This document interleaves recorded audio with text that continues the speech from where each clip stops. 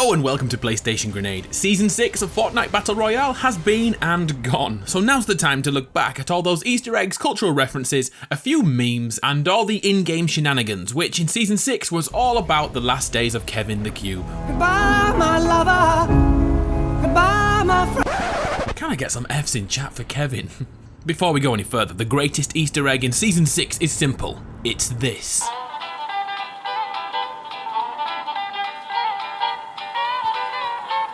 Oh, the memories. Alright, I'm not being serious, there are far better ones than that. Let's do this.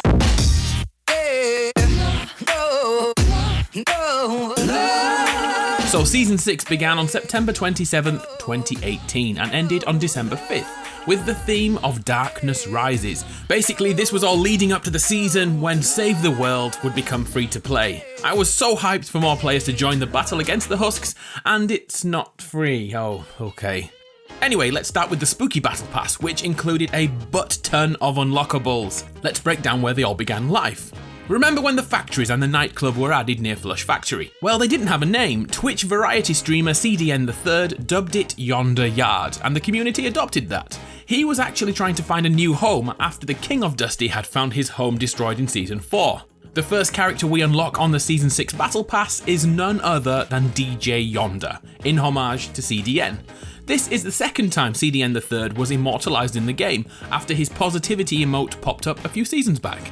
The other character unlocked in the Battle Pass is Calamity, and at first look, she looks like a Coyote Ugly reject. Coincidentally, that's a really good film, you should go and watch it. The reason why I bring this up though is due to the song which released with that film, Can't Fight the Moonlight, which ties in perfectly with the theme of Halloween and the beasts and creatures Calamity will be hunting as she levels up. Werewolves and vampires. Over time, Calamity becomes a full-fledged vampire hunter, with a costume very reminiscent of many films, in particular Van Helsing. That isn't a great film, so don't watch that one. Here's the greatest touch of all though, the insignias and patterns around her coat. They are inspired by another movie, Underworld. This one is all about Kate Beckinsale's character Selena, who's a vampire who hunts werewolves. Back to the Battle Pass and more unlockable characters. These ones take on the theme of fairy tales, because Halloween is all about people dressing up in random things, like a sexy nurse. What the heck does a sexy nurse have to do with Halloween? Oh, she's got blood. She's got a bit of... It's fine. Get with the program. So, the fabled Red Riding set is obviously based on the story of Red Riding Hood and her run-in with a wolf dressed as Grandma. But in this alternative universe, she made a pie out of the wolf, judging by that glider. Season 6 brought us pets, and anyone who saw them instantly loved the little cute buggers. I didn't get the pink hamster I asked for last season, but we did get a dog, a dragon, and a chameleon. Did you get the feeling that they instantly looked familiar? This is due to the design style used. It doesn't follow Fortnite conventions, it instead uses Disney or DreamWorks methods to build characters. The chameleon camo is designed to resemble the look and, more importantly, the mannerisms of Pascal from Tangled. The dog, Bonesy, takes classic Disney properties like the 101 Dalmatians and injects it with Pixar's skills like Bolt. The pet which doesn't follow Disney models is the dragon Scales. I originally thought this was a nod to Spyro, as the remaster of that game released at the same time as Season 6, and the proportions matched up well. But then, I watched How to Train Your Dragon. DreamWorks created this movie franchise, but do you know which company distributes this? Yep, it's none other than Disney. Anyway, what I'm suggesting here is that by incorporating design elements from established creative forces like Disney can make new characters instantly feel familiar. So did it work on you? Just before we move on from the theme of fairy tales, did you notice the three little pigs' houses scattered around the map? They decided to replace hay with a far stronger substance, metal. Get into that, Wolfie.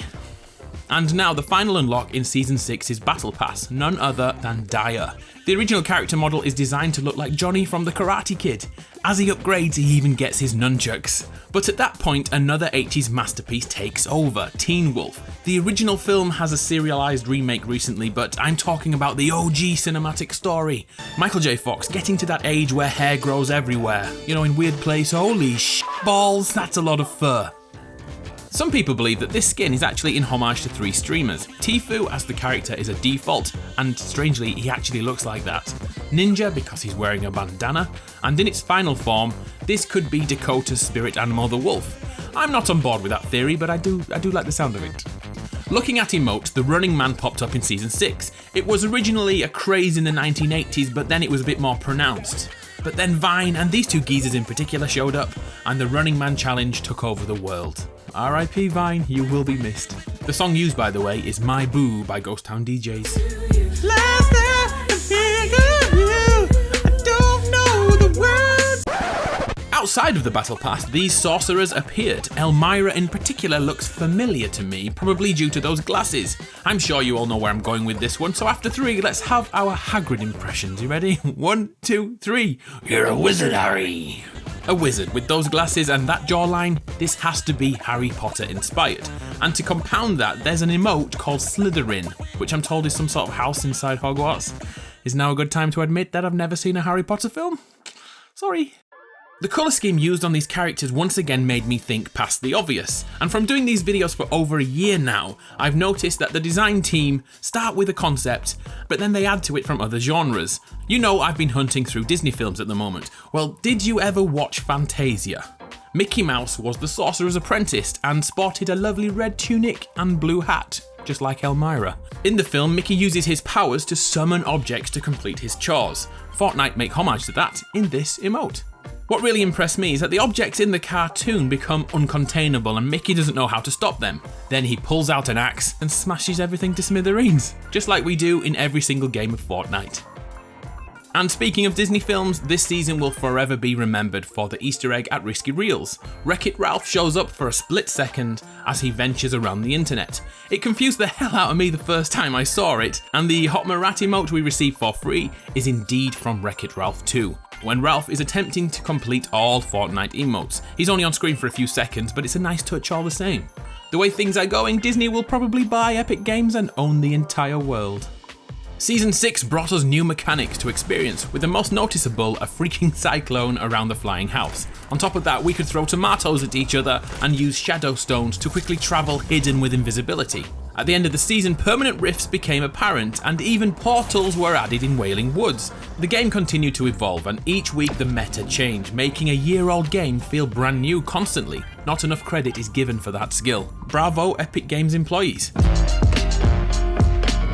Let's quickly run through the map updates for the season. I'll do my best to be quick. As I've mentioned, portals were added in Wailing Woods, but it was updated to include more cabins and the bunkers we've been waiting to see opened since Season 3. The floating island held a small Easter egg with the bones indicating a monster once lived under the surface of Loot Lake. The Loch Ness Monster is real, I guess? Or was real, I suppose? A castle was added above Haunted Hills, which nobody used except me, so I'm expecting it to be destroyed by the end of Season 9. Down in Fatal Fields, the farmers finally figured out how to grow crops! It only took a year, congratulations to them. A cool Halloween Minecraft Easter egg could be found with the face of a creeper in those crops. Speaking of Halloween, the map continued to update to include more and more Halloween-inspired junk in people's houses and gardens. In real life, we all know that one person on the street who takes Halloween far too seriously. And yeah, they're here in Fortnite too. As well as additions and new locations, some areas were now derelict. The absolutely mind-blowing locations from Season 4, like Villain's Rocket Lair in the mountains or the Hero's Mansion, were now shells of their former glory. So once again, they'll probably be removed in the next season or two. Thanks for the memories, especially the rocket event, that was so damn good.